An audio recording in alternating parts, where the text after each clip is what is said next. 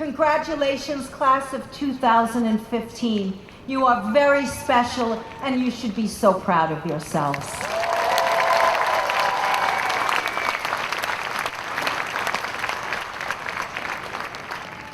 And now it gives me great pleasure and great honor to introduce our keynote speaker for today.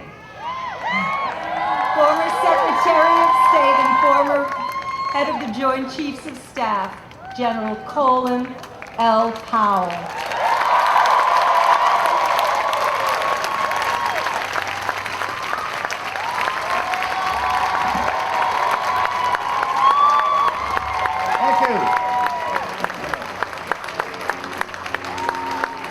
Thank you very much. Thank you.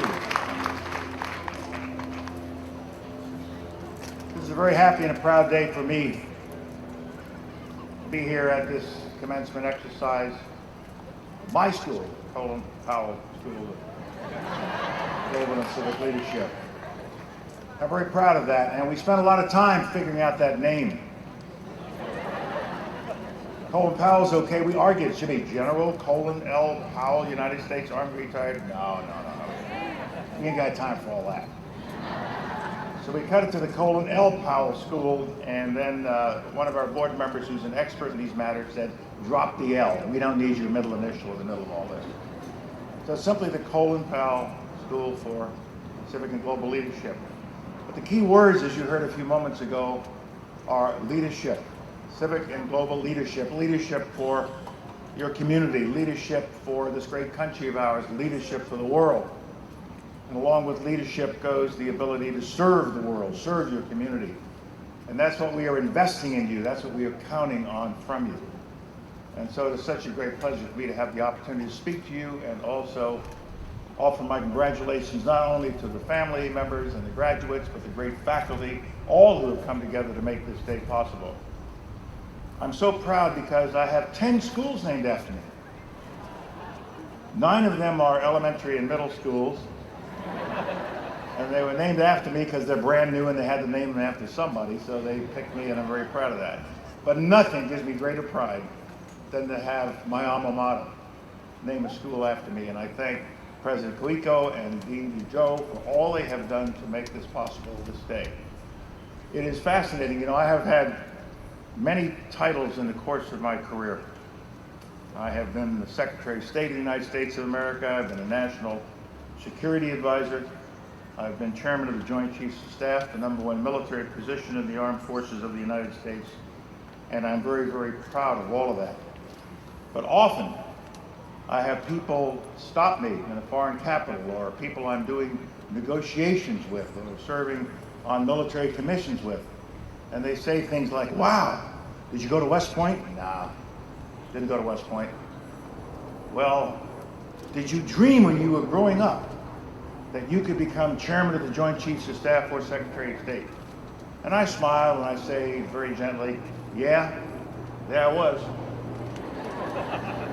I believe I was about 10 years old, and I was standing in the corner of 163rd and Kelly Street in the South Bronx, and I said to myself, Self, you're going to grow up and become Chairman of the Joint Chiefs of Staff of the Armed Forces of the United States. Not the way it happened.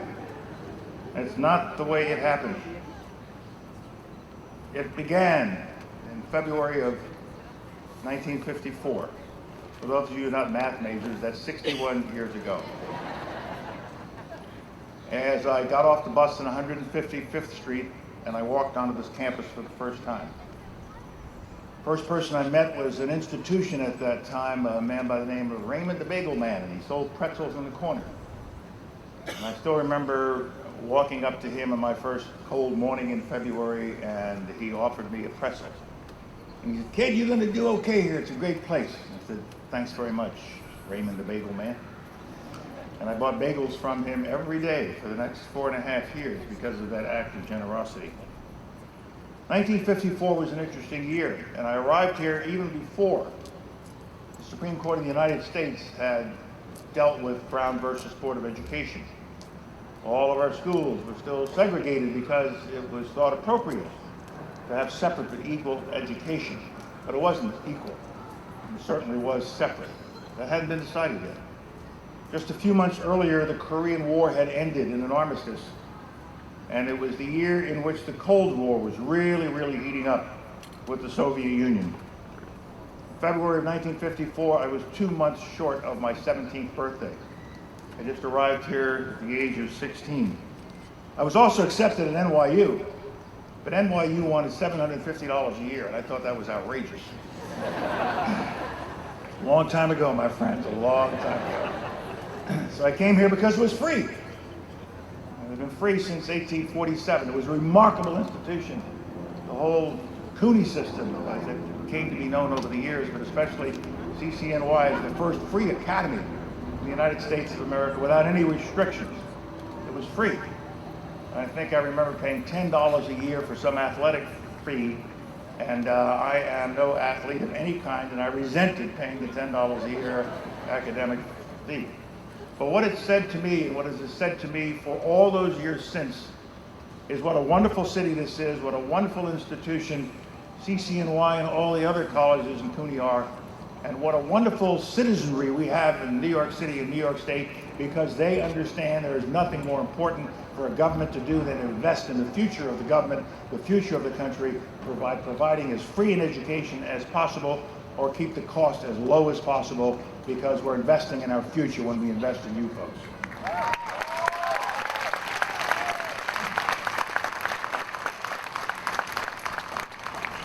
I arrived here that February morning just having graduated from Morris High School on Boston Road in the Bronx.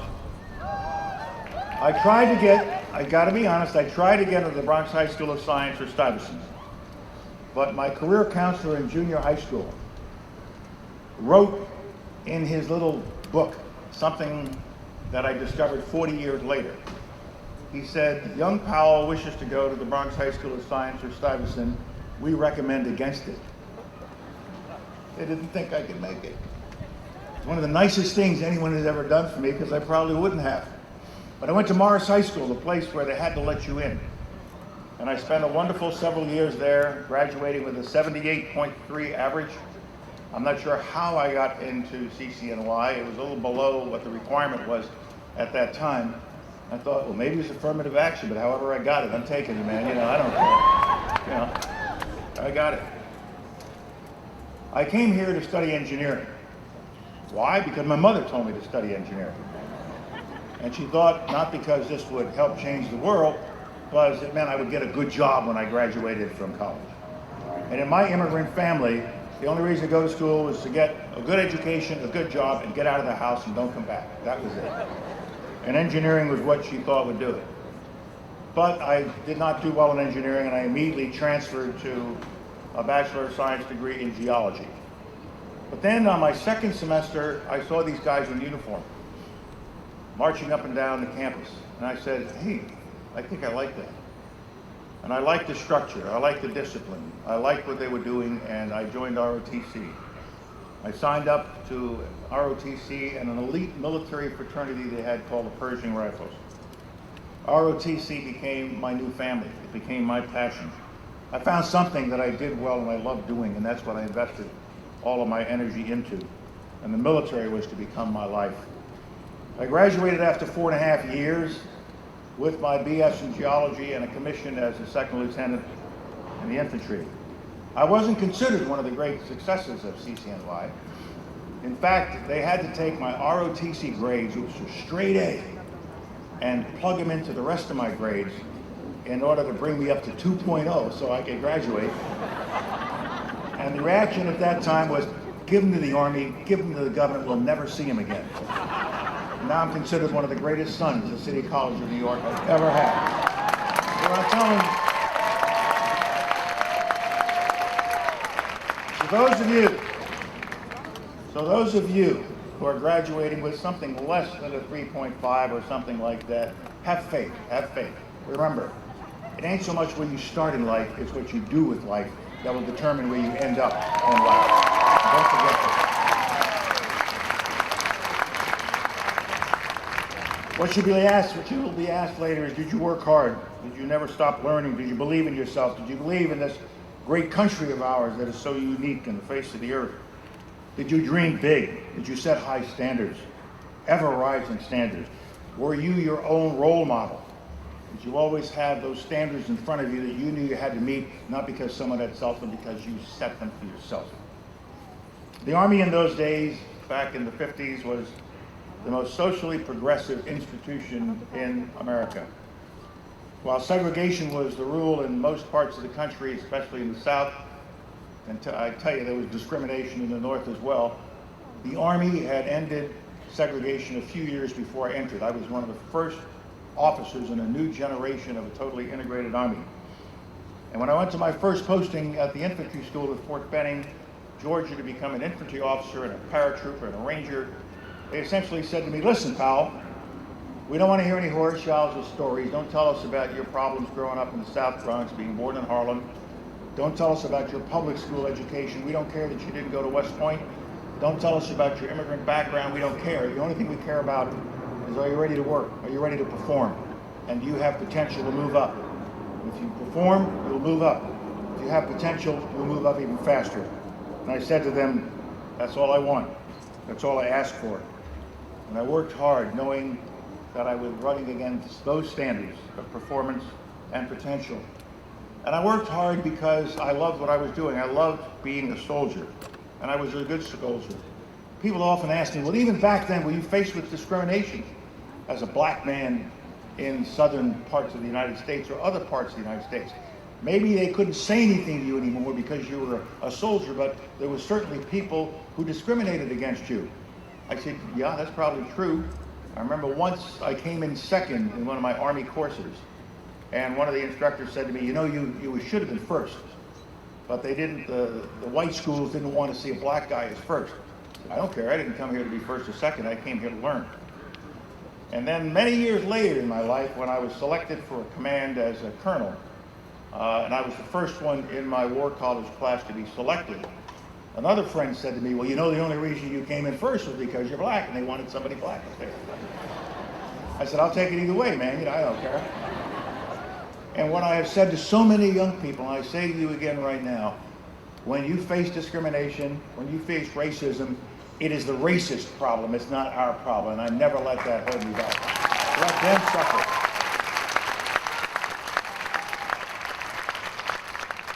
The other thing about my career, they said, did you dream of becoming a general? I said, no.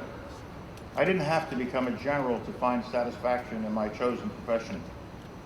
I found satisfaction every day knowing that I was doing my very, very best and I was serving my country. I went into the Army to be a soldier, not to be a general, but it happened. Some of you may also know by now what you want to do with your life, what your life's work will be. But many of you may still be unsure, still looking. You may change your mind several times along the way. But wherever you go, whatever you do, wherever fate and destiny take you, you know you will go there well prepared by the superb education you received here at the City College of New York. As each of you looks forward to your future, make sure that you give a good measure of your time and your talent and your treasure to others, to those in need. The need to serve others in our society has never been greater. Money and position will or will not follow you, but always make sure that satisfaction is what you're seeking. Satisfaction every day. So you can go home at night saying, I did my very best. I did my very best. Make sure you have a purpose in life that goes beyond just position and money. And that purpose has to be rooted in the willingness and desire and the intent to help others, to serve others. I'm so proud that we are putting into the academic curriculum of the Powell School and CCNY leadership and service to others as an important part of the academic experience. 90% of our students are so-called minorities. Almost 80% of you in a sample say that you were born in another country.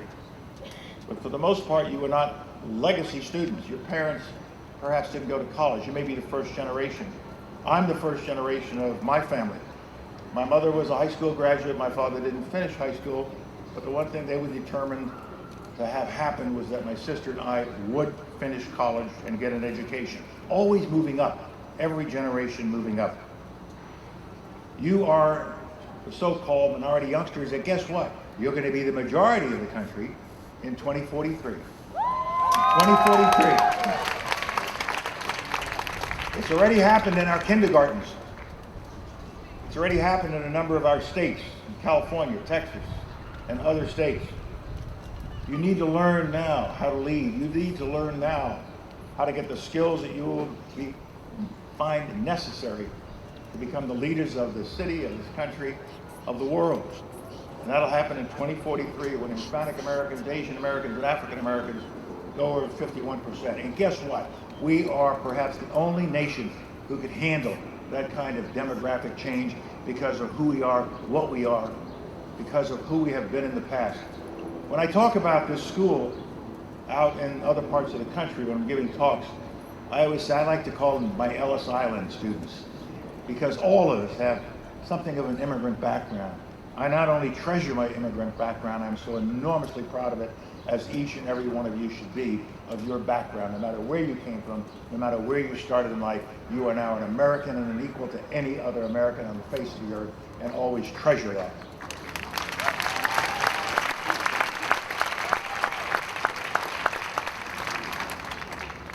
Leadership is all about inspiring people.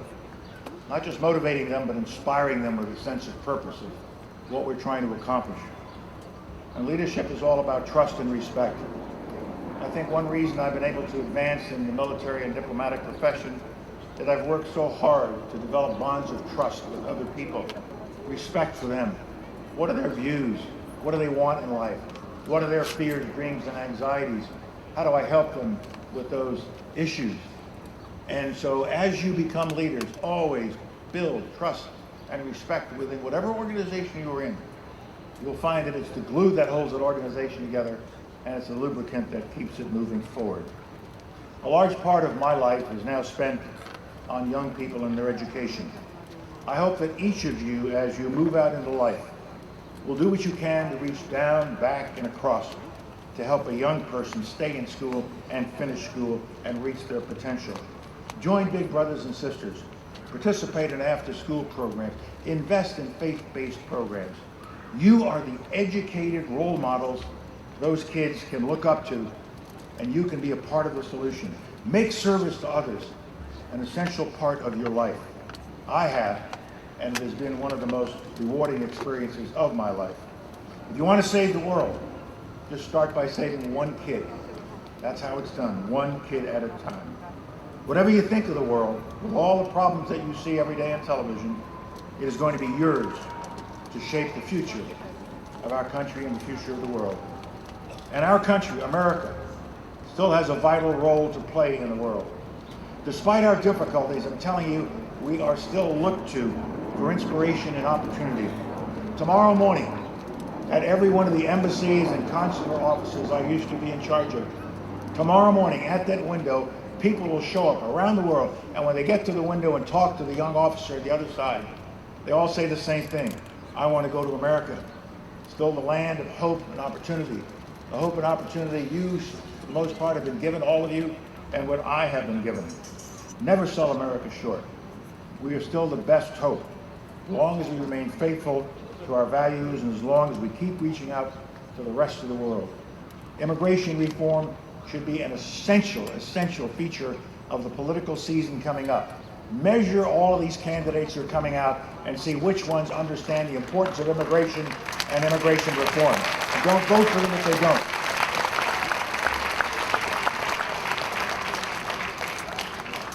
We are still the best hope of the world as long as we do remain faithful. And remember, we are a nation of nations. We touch every nation and every nation touches us. And as long as we continue to enrich ourselves with new generations of leaders, such as you, we are counting on you, as President Kuika said. And so congratulations again, my young friends. Enjoy this beautiful day with your proud families. Go forth from this place inspired by those who have gone before. Go forth with the love of your families and the blessings and pride of your teachers. Go forth to take your place and perform your duty and serve the nation. Go forth to make this an even more perfect union. Go forth and raise strong families, remembering that all you can ever leave behind is your reputation, your good works, and the next generation of children for the nation. And let your dreams be your only limitation. Good luck, congratulations, and God bless you all.